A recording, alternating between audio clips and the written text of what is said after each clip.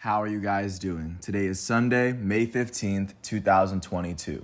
I'm James Sims, and for this episode of The Elite, I'm going to review yesterday's Elite matchups and performances from Saturday, May 14th, and of course, I'm going to preview everything that's going on today as we navigate through the world of sports one day at a time.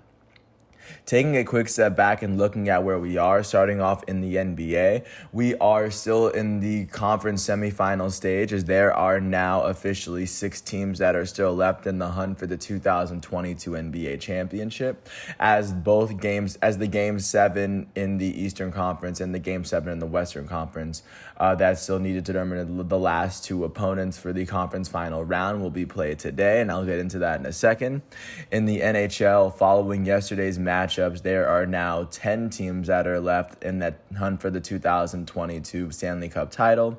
There will be 2 more Game 7s played today to determine the last 2 teams who will be eliminated from the first round before we advance to the second round of this playoffs. Not to mention now what's going on with baseball. We are still in the second round or the second month of the 2022 NBA season, as of course every team is still trying to sort themselves out for the long haul. And looking at what's going on with soccer, we are closing on the end of the year as we have seen Liverpool add another trophy to their very extensive collection. With that said, starting off with the NBA, there were no NBA playoff games yesterday, but taking a look at what's going on today, the first game between the two will be at 3:30 in ABC and TD Garden as the 2 seed in the East Boston Celtics host the 3 seed, the defending NBA champs Milwaukee Bucks. And the Celtics were the team that were able to get home court advantage over the Milwaukee Bucks. And this game is coming off of the Celtics Game 6 win where they were able to beat Milwaukee by 13. The winner of Game 7 will advance to the Eastern Conference Finals, so they will face off against the top seed Miami Heat.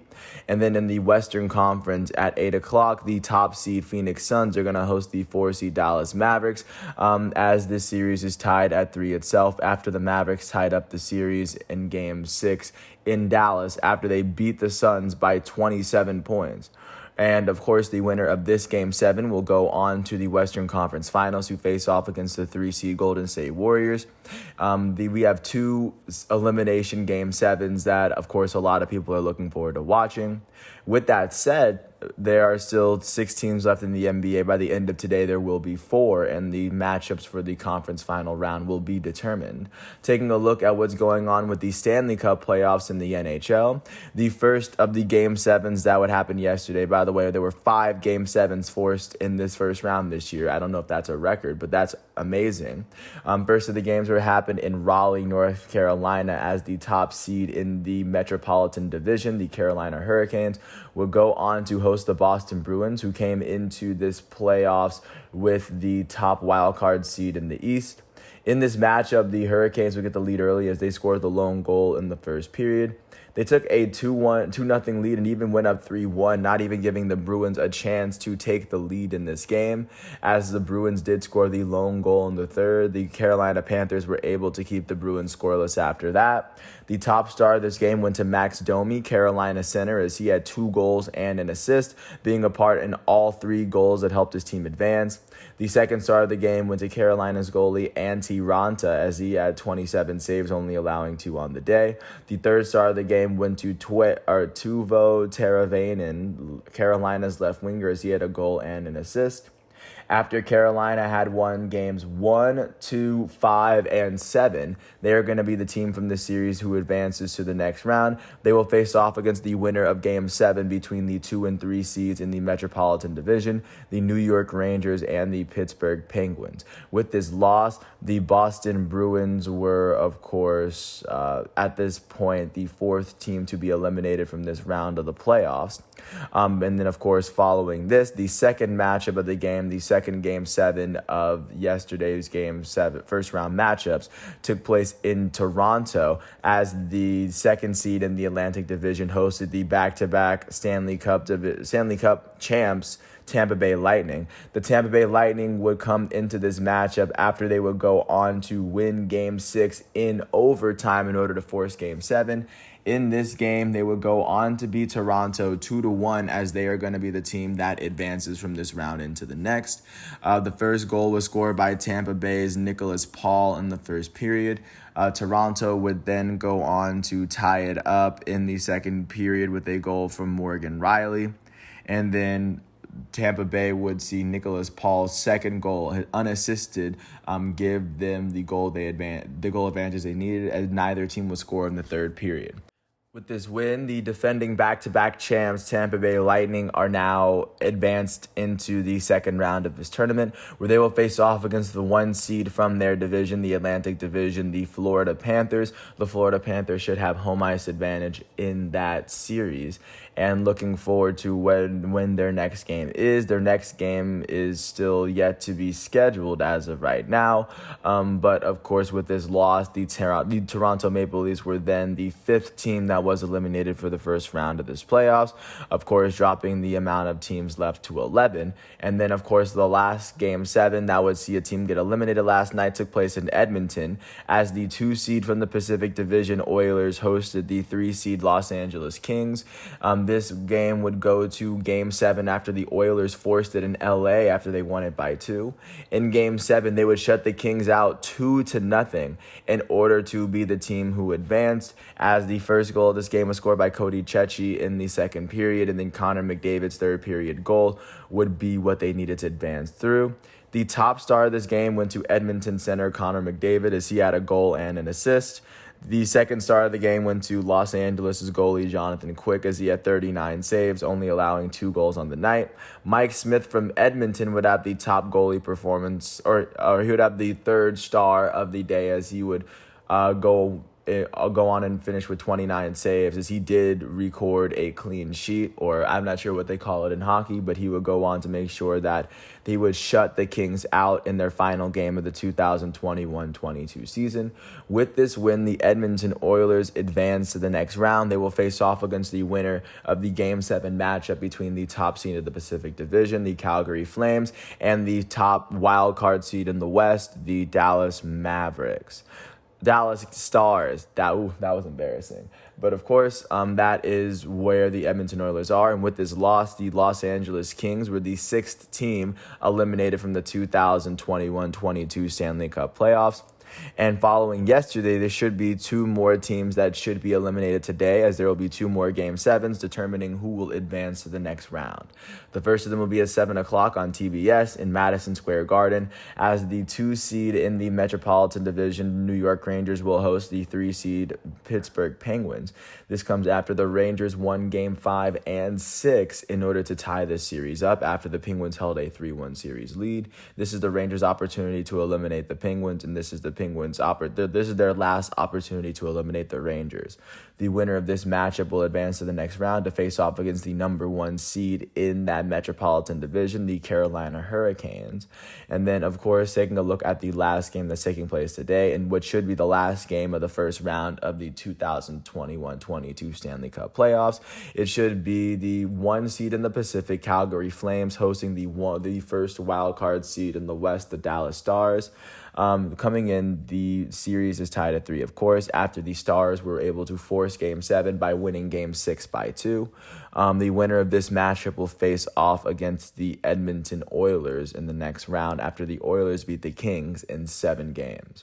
So that is what playoff hockey is looking like at this point in the year. By the end of today, there will be 8 teams that are left competing for the 2022 Stanley Cup title. Taking a look at what's going on in the MLB, starting off in St. Louis, the Cardinals hosted the San Francisco Giants. Even though the Cardinals would allow 8 hits from the Giants, they would shut them out, winning it 4-0. On the losing end of this matchup, the San Francisco Giants would see the loss go to their starting pitcher, Jacob Junis. Jacob Junis would allow 2 earned runs off of 6 hits in the 5.2 innings he pitched. He struck out 3 batters and walked 1, and with this loss, he's 1-1. In the Giants batting lineup, their designated hitter Lamont Wade Jr. went 2 for 5.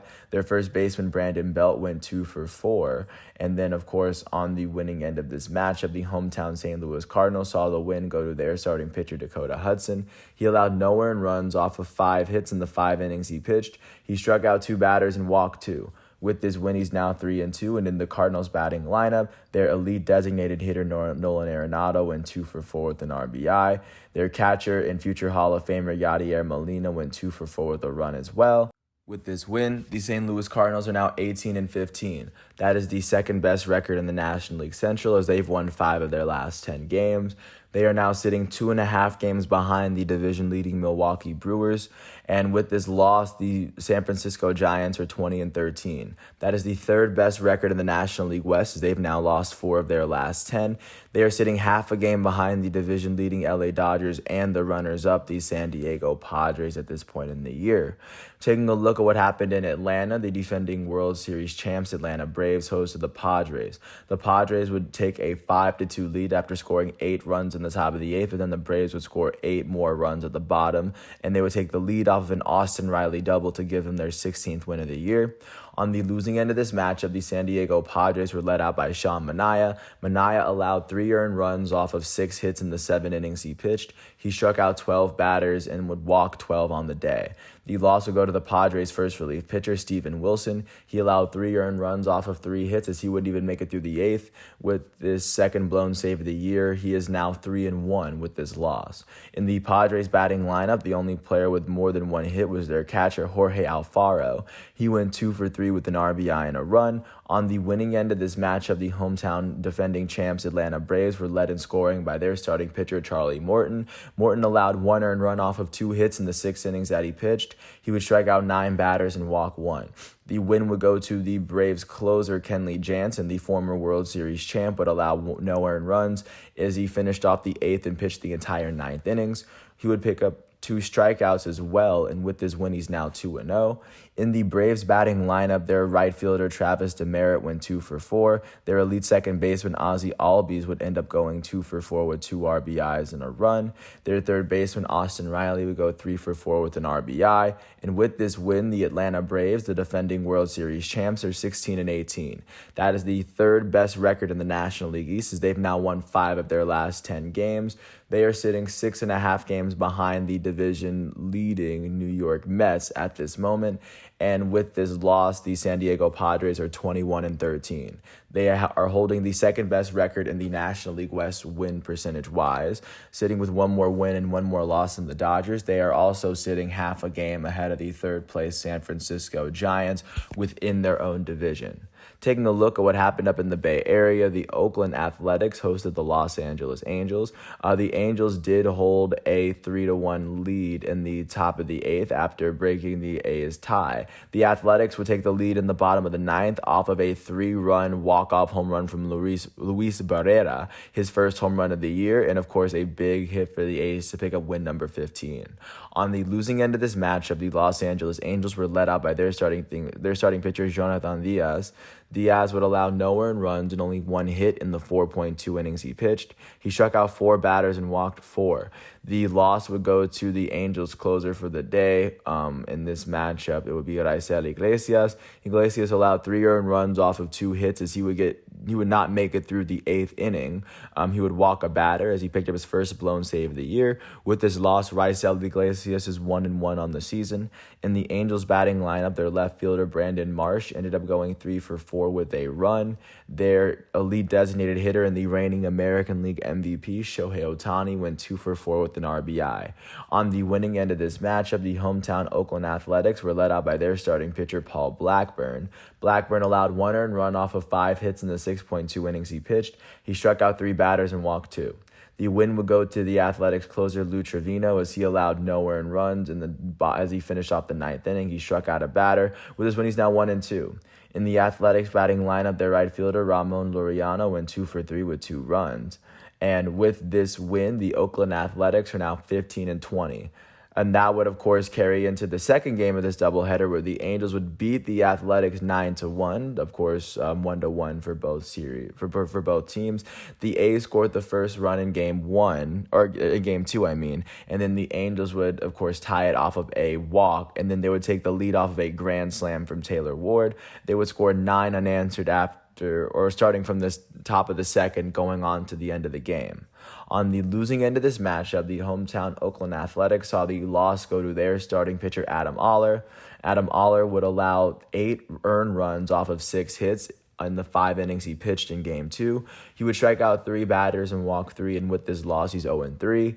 In the Athletics batting lineup, their designated hitter, Jed Lowry, would end up going 2 for 4. And additionally, their right fielder in this matchup, Luis Barrera, would end up going 2 for 2. On the winning end of this matchup, the Los Angeles Angels saw the win go to their starting pitcher, Michael Lorenzen. Lorenzen allowed 1 earned run off of 5 hits in the 7 innings he pitched. He struck out 3 batters and walked 1. He is now 4-2 on the year. In the Angels batting lineup, their right fielder, Taylor Ward, went 3 for 3 with 5 RBIs and 2 runs. He would go on to hit his 8th home run of the year. Their elite designated hitter and the reigning American League MVP, Shohei Ohtani, went 1 for 5 with 2 RBIs and a run. He had his 7th home run of the year in this matchup.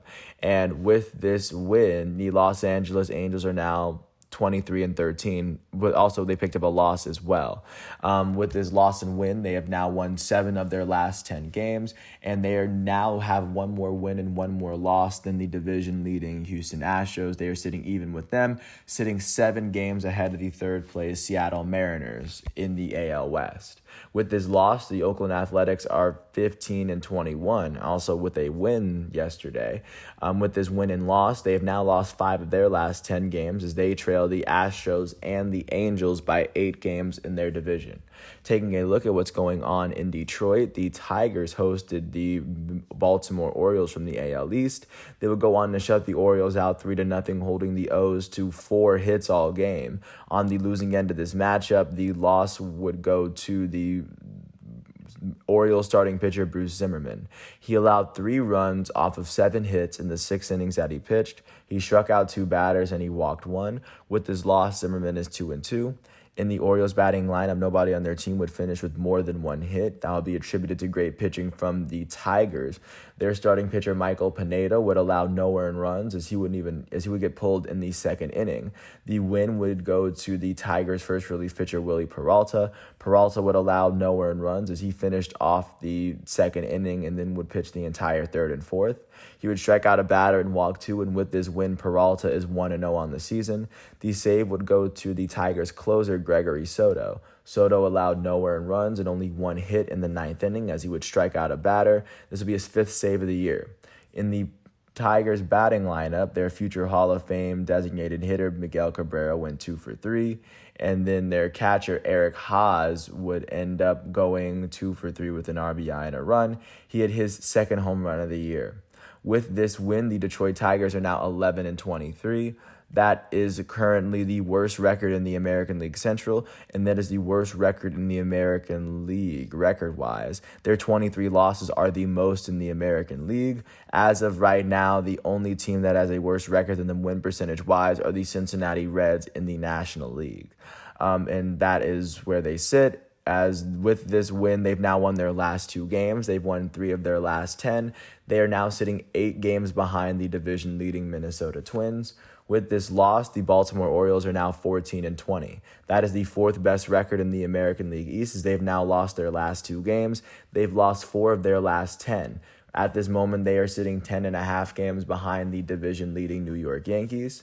And taking a look now at what happened in Tampa Bay, the Rays would host the Toronto Blue Jays as these 2 teams are fighting for the 2nd best record within their division. The Blue Jays would beat the Rays yesterday as they would break their 1-1 tie in the 8th inning. Teoscar Hernandez's solo home run would be 1 of 4 to help the Blue Jays win it 5-1. On the losing end of this matchup, the hometown Rays were led out by their starting pitcher, Ryan Yarbrough. Ryan Yarbrough allowed 1 earned run off of 2 hits in the 3.2 innings he pitched. He struck out 2 batters and walked 3. The loss would go to the Rays' setup relief pitcher, Ryan Thompson. He allowed 4 earned runs off of 4 hits in the 8th inning as he struck out a batter. With this loss, he's now 1-2. In the Rays batting lineup, their designated hitter, Manuel Margot, would end up going 2 for 3. Their elite left fielder, Randy Arozarena, last year's American League Rookie of the Year, would end up going 2 for 4. On the winning end of this matchup, the Toronto Blue Jays were led out by their elite starting pitcher, Hyunjin Ryu. Hyunjin Ryu would allow 1 earned run off of 4 hits in the 4.2 innings he pitched. He would strike out 3 batters and walk 1 before he was pulled in the 5th. The win would end up going to the Blue Jays' second relief pitcher, Tim Mayza. Mayza would allow no earned runs as he would go on to pitch the 7th inning as he would strike out 2 batters. With this win, he's 2-0.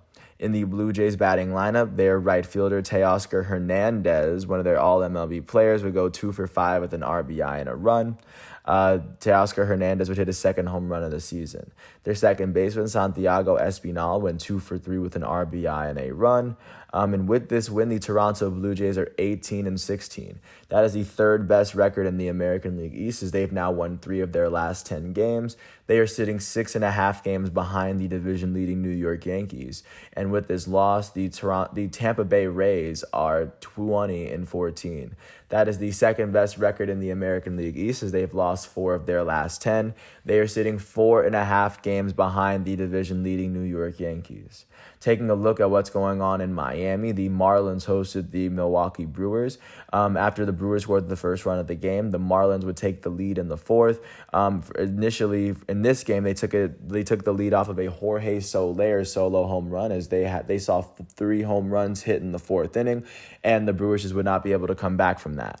On the losing end of this matchup, where the Marlins would beat the Brewers 9-3. The Brewers were led out by their starting pitcher, Eric Lauer. Lauer would pick up his first loss of the season as he allowed 4 earned runs off of 6 hits in the 5 innings he pitched. He would strike out 7. With this loss, he's 3-1 after giving up 3 home runs in 1 inning. In their batting lineup, their right fielder, Hunter Renfroe, would end up going 2 for 4 with 2 RBIs and a run. He had his 9th home run of the season. On the winning end of this matchup, the hometown Miami Marlins would see the win go to their starting pitcher, Trevor Rogers. Trevor Rogers allowed 1 earned run off of 5 hits in the 5.1 innings he pitched. He would strike out 8 batters, and with his win, he's now 2-4. In the Marlins batting lineup, their second baseman, Jazz Chisholm Jr., went 2 for 5. Their designated hitter, Jesus Aguilar, went 2 for 5 with 2 RBIs and a run. Aguilar hit his 5th home run of the year. Their right fielder, Avisail Garcia, would go 2 for 5 with a run. And with this win, the Miami Marlins are now 9-3. They're now 15-18 after winning this game 9-3. 15-18 is the 4th best record in the National League East. They've won 3 of their last 10 games. They are sitting 7 games behind the division-leading New York Mets at this moment. With this loss, the Milwaukee Brewers are 21-13. That is still the best record in the National League Central. Win percentage-wise, they are tied with the San Diego Padres for the 4th best record in the National League. They've lost 5 of their last 10 games. They are sitting 2.5 games ahead of the second place St. Louis Cardinals in their division. With this loss, following this, the Pittsburgh Pirates were able to win their game against the Cincinnati Reds 3-1 to ensure that the Reds would come into today as the lone remaining team with only a single-digit amount of wins so far. The Pirates would win it 3-1 after scoring the first 3 runs of the game. On the losing end of this matchup, the Reds would see the loss go to their starting pitcher, Luis Castillo. Castillo allowed 3 earned runs off of 4 hits in the 5 innings he pitched. He would strike out 2 batters and walk 1, and with this loss, he's 0-1 on the year. In the Reds batting lineup, nobody on their team would finish with more than 1 hit. On the winning end of this matchup, the hometown Pittsburgh Pirates saw the win go to their starting pitcher, Zach Thompson. Zach Thompson allowed no earned runs and only 1 hit in the 6 innings he pitched. He would strike out 3 batters and walk 3. With this win, he's now 2-3 for the Pirates, and the save would end up going to the Pirates closer, David Bednar. Bednar allowed no earned runs in 1.1 innings pitched as he would strike out 1. In the Pirates batting lineup, the only player with more than 1 hit was their shortstop, Rodolfo Castro. He would end up going 2 for 3 with a run, and their designated hitter, Vogelbach, would hit his 6th home run of the year. With this win, the Pittsburgh Pirates are now 14-19. That is the 3rd best record in the National League Central. They've won 5 of their last 10 games, and they are sitting 6.5 games behind the division-leading Milwaukee Brewers at this moment. With this loss, the Cincinnati Reds are 9-25. That is the worst record in the National League Central and the worst record in the majors. So far, they are the only team who's lost more than 70% of their games so far. They are the only team left who still has a single-digit amount of wins through 34, and they've lost 4 of their last 10. They are sitting 12 games behind the division-leading Milwaukee Brewers at this point in the year. Taking a look at what happened in our nation's capital, the Nationals went on to host the Astros, and in a rematch of the 2019 World Series, the Nats would end up beating the Astros 13-6. And this would be a game where the Astros did not even have a chance to really take the lead, as the Nats would go on to score 12 runs in between the third and sixth innings. On the losing end of this matchup, the defending American League champs Houston Astros saw the loss go to their starting pitcher Christian Javier. Javier allowed 7 earned runs off of 8 hits in the 3.2 innings he pitched. He struck out 5 batters and walked 3. With this loss, Javier is 2-1. In the Astros batting lineup, their center fielder Jose Siri went 3 for 5 with 2 RBIs and 2 runs. He would go on to hit his first triple and second home run of the year. Their right fielder Kyle Tucker, their All-MLB player, went 2 for 5 with a run. Their first baseman Yuli Gurriel, the reigning American League batting champ, went 3 for 4 with an RBI and a run. And then their shortstop Aldemus Diaz would go 2 for 5 with an RBI and a run. On the winning end of this matchup, the hometown Washington Nationals would be led out by Erick Fedde. Fedde would allow 3 earned runs off of 5 hits and 4 innings pitched. He struck out 6 batters and walked 3. The win would go to the Nationals' first relief pitcher, Josh Rogers. Rogers allowed no earned runs in the 5th inning as he struck out a batter and even walked 1. With this win, he's now 2-2. In the Nationals batting lineup, their elite designated hitter Nelson Cruz would end up going 3 for 4 with 3 RBIs and 2 runs. Their left fielder Yadiel Hernandez went 2 for 5 with 4 RBIs and a run as he hit his 3rd home run of the year. Their catcher Keibert Ruiz went 2 for 4 with 2 runs. Their third baseman Michael Franco would end up going 2 for 5 with 3 RBIs and 2 runs as he hit his 3rd home run of the year. And then their center fielder Victor Robles would end up going 2 for 4 with 2 RBIs and a run. With this win, the Washington Nationals are 12-23. That is the worst record in the National League East, and it is currently the 2nd worst record in the entire National League. They've won 3 of their last 10 games. They are sitting 11 games behind the division-leading New York Mets at this point in the year, as they have inverted records of one another. With this loss, the Houston Astros are 22-12. That actually ended the Astros' 11-game winning streak, as they've, of course, only lost 1 of their last 12. They sit 7 games ahead of the 3rd-place Seattle Mariners, as they have 1 less win and 1 less loss than the Los Angeles Angels, so they're sitting even with the Angels, but the Astros have the best record in the AL West win percentage-wise, and the only team with a better win percentage than them in the American League is the New York Yankees as of right now. Taking a look at what happened in Arlington, the Rangers would host the Boston Red Sox. The Red Sox would end up beating the Rangers 11-9 after the Rangers would tie the game up in the first. The Red Sox would, of course, take the lead off of a Bobby Dalbec single in the second, and then would go on to dominate the Rangers for the second half, or just right after the first inning, really. On the losing end of this matchup, the hometown Texas Rangers would see the loss go to their starting pitcher, Glenn Otto. Otto allowed 8 earned runs off of 8 hits in the 4 innings that he pitched. He struck out 4 batters and walked 4. With this loss, he's 1-1.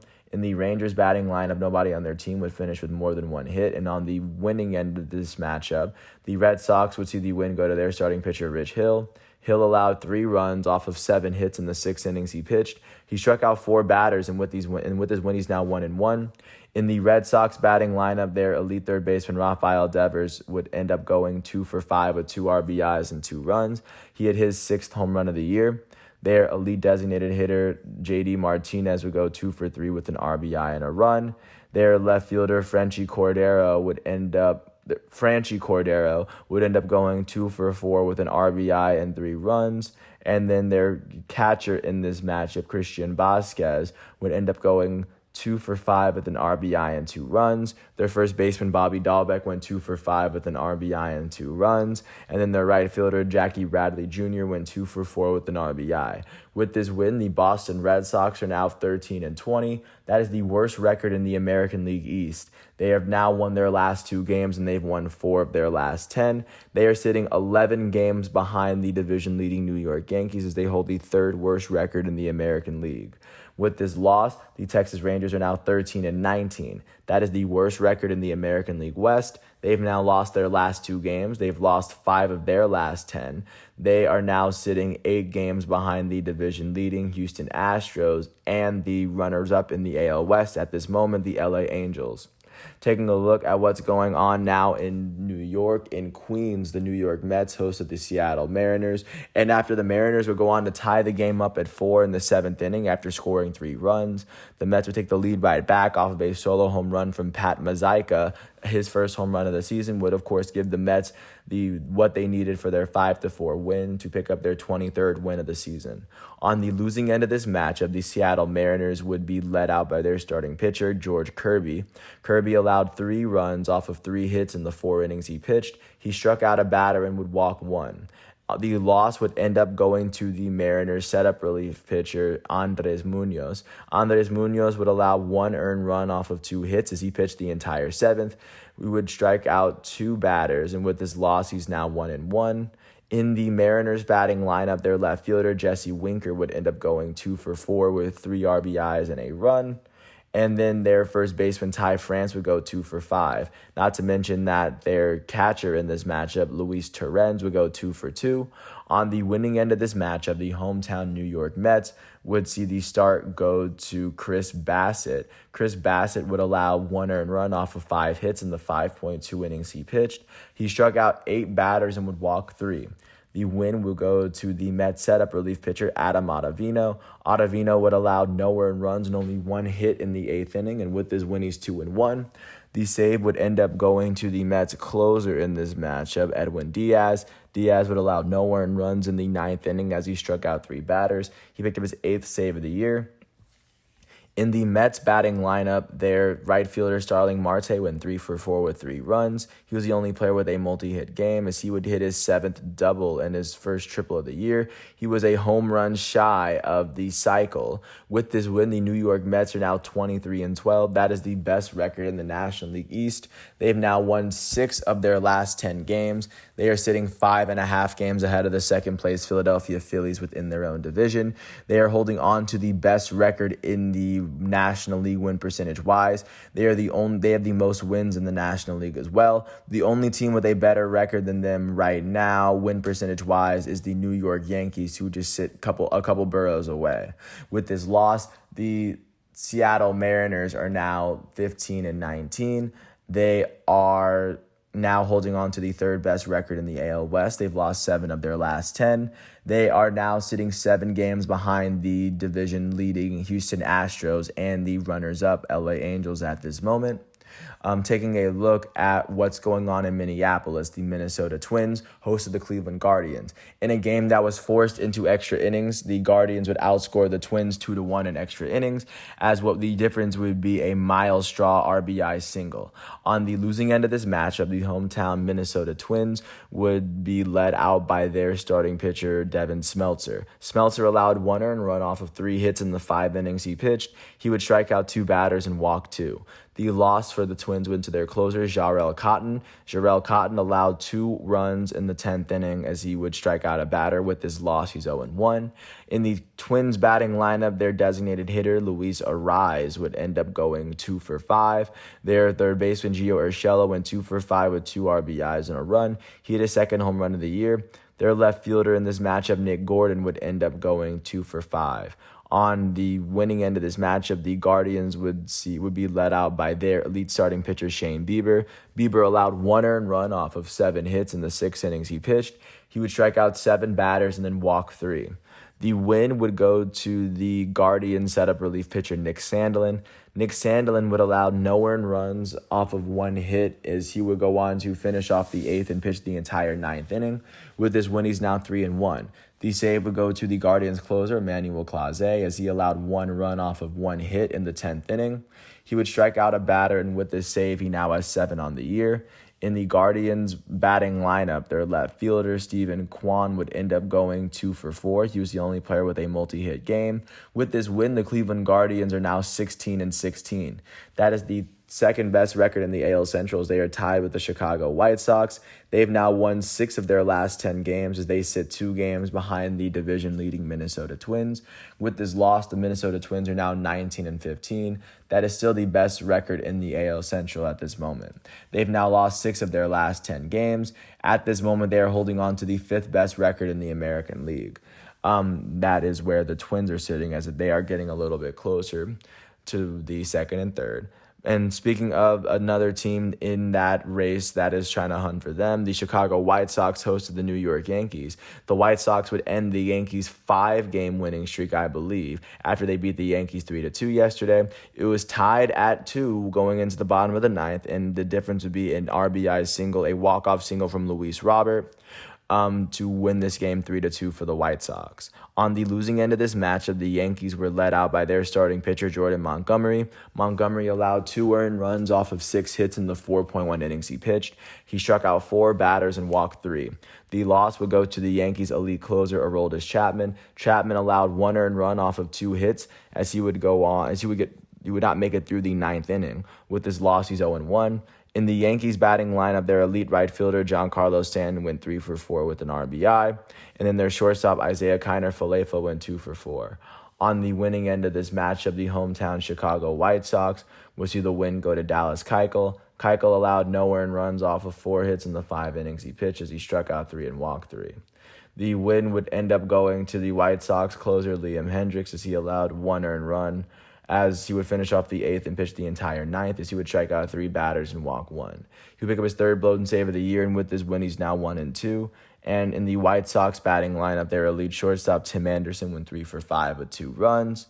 Their third baseman, Yoan Moncada, went 2 for 4 with an RBI and a run, as he would hit his 2nd home run of the year.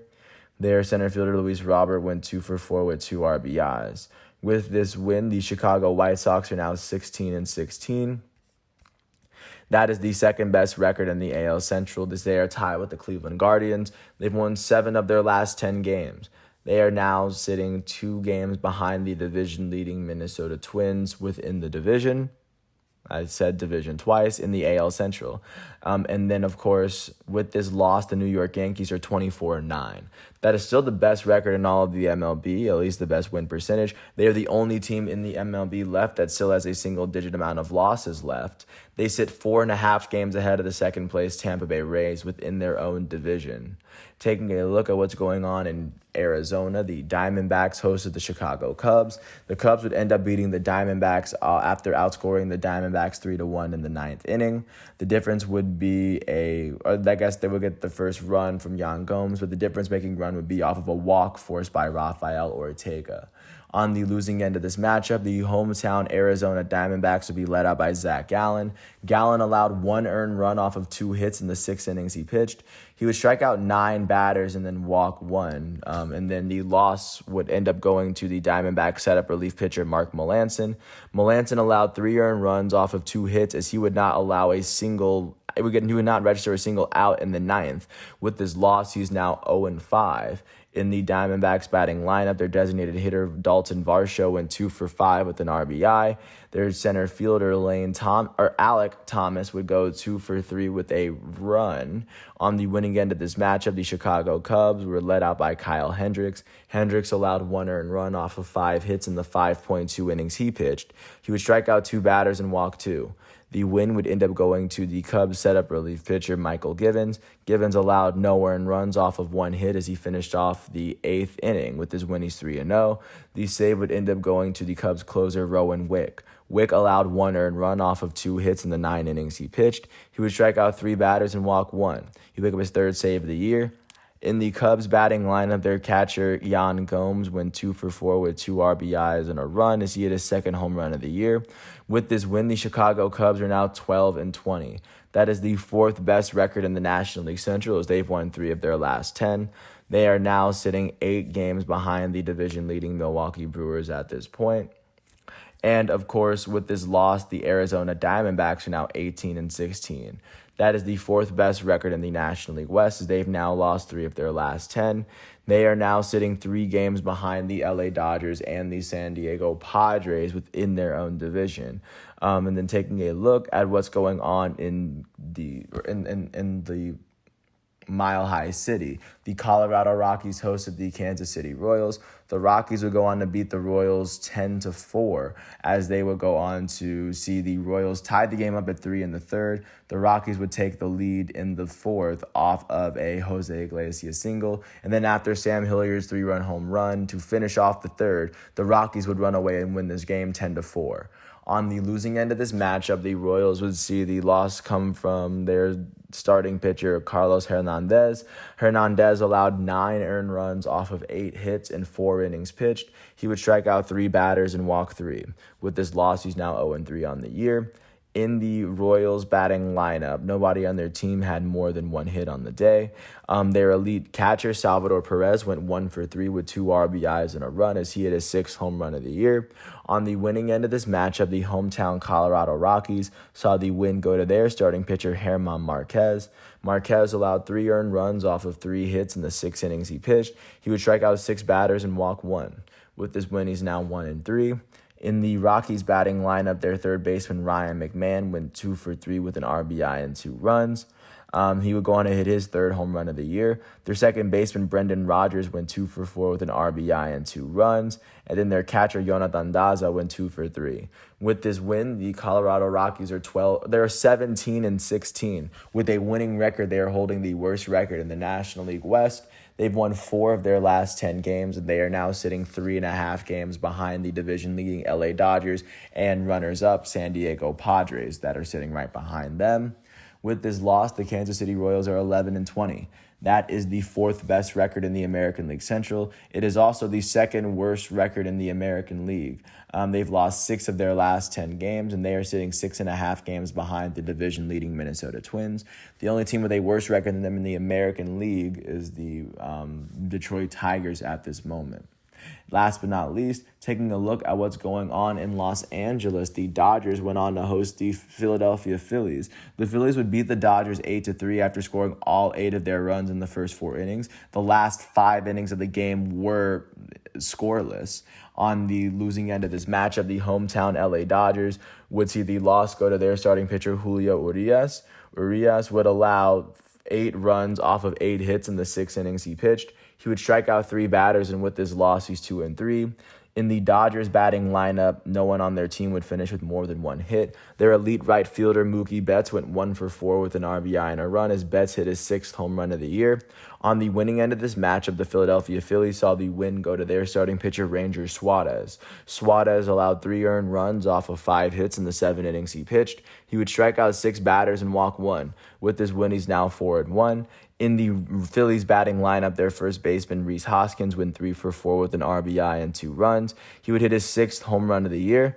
Their elite designated hitter and the reigning National League MVP, Bryce Harper, went 3-for-4 with 3 RBIs and 2 runs. He hit his 9th home run of the year. He was a triple shy of the cycle. And with this win, the Philadelphia Phillies are now 17-17. That is the 2nd best record in the National League East. They've now won their last 4 games. The Phillies' 4-game winning streak is the longest active winning streak in the National League. It is the longest active winning streak in the major leagues as well.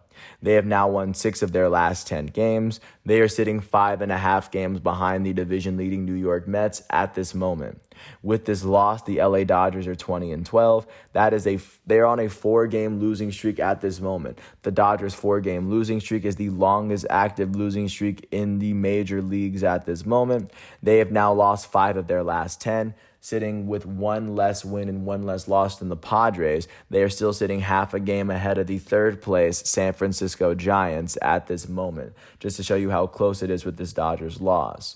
Taking a look at what's going on in the MLB today, it looks as though, looking at the games that are going to be playing today, the only prime time that's going to be today will be at 7 o'clock in Busch Stadium on ESPN, as the St. Louis Cardinals, who hold the 2nd best record in the NL Central, are going to host the San Francisco Giants. Adam Wainwright is going to start for the Cardinals as he's holding a 3-3 record and a 3.18 ERA. Carlos Rodon is going to make the start for the Giants as he holds a 4-1 record. He holds a 1.80 ERA on the night. Looking at the games that aren't going to be on prime time, at 11:35 on Peacock, the Atlanta Braves, led by Kyle Wright, are going to host Joe Musgrove and the San Diego Padres. Kyle Wright enters his matchup with a 3-2 record, holding a 3.03 ERA. At 1:35 in PNC Park, Jose Quintana and the Pittsburgh Pirates are going to host Hunter Green and the Cincinnati Reds. At 1:35 in Nationals Park, we're going to see another rematch of the 2019 World Series, as Patrick Corbin and the Washington Nationals are going to host the Houston Astros, led by their goated starting pitcher Justin Verlander. Verlander enters his matchup with a 4-1 record, holding a 1.55 ERA.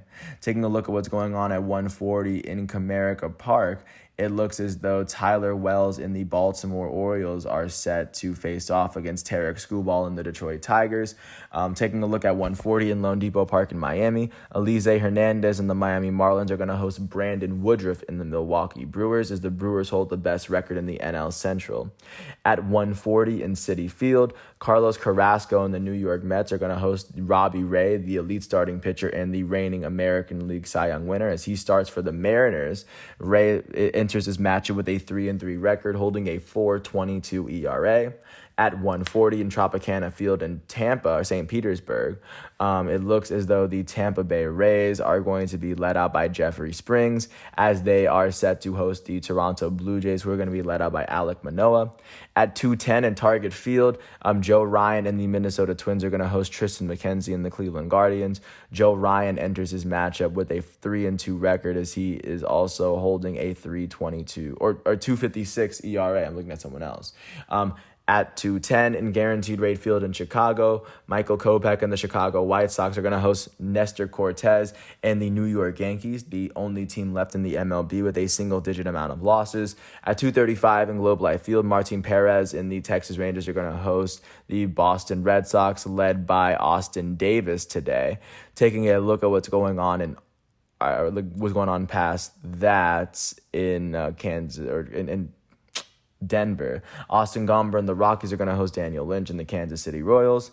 In Oakland, Frankie Montas and the Oakland Athletics are going to host Patrick Sandoval and the Los Angeles Angels. At 4:10 in Chase Field, Humberto Castellanos and the Arizona Diamondbacks are going to host Justin Steele and the Chicago Cubs. And then at 4:10 in Dodger Stadium, it looks as though the Dodgers, led by Michael Grover, set to host the Philadelphia Phillies, led out by Aaron Nola. So that's what baseball is looking like as we go into today.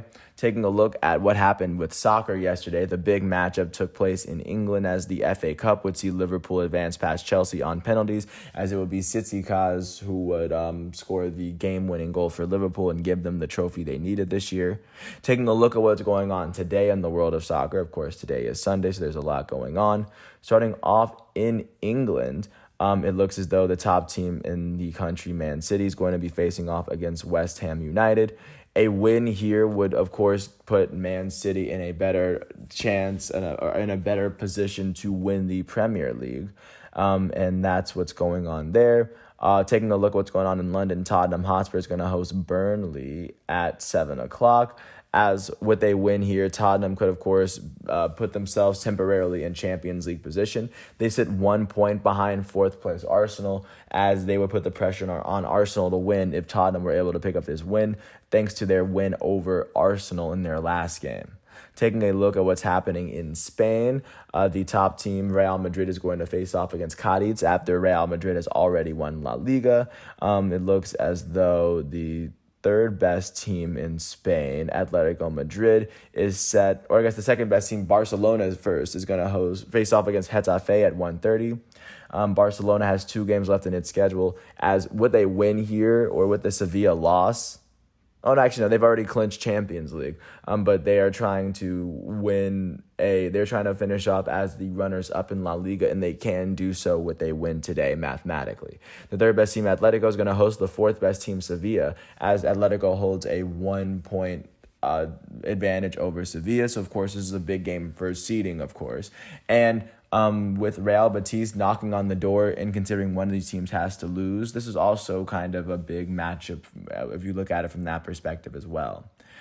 Taking a look at what's happening in Italy, it looks as though both Milan teams are in action, as the top team in Serie A, AC Milan, is going to host Atalanta, who comes into this matchup as the 8th best team in Italy.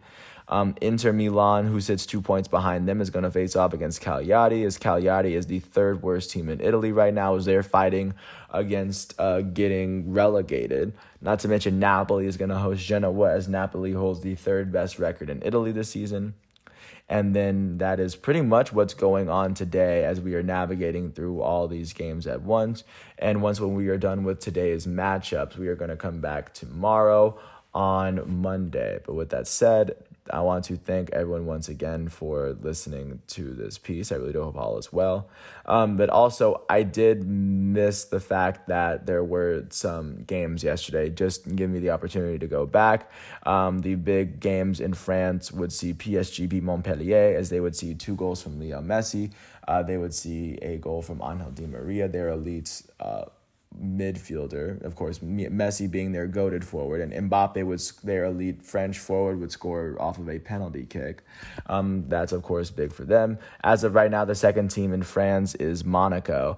Right now, they were able to take the momentary lead over Marseille, as they were able to get a big win over Brest, seeing a hat trick from Ben Yedder.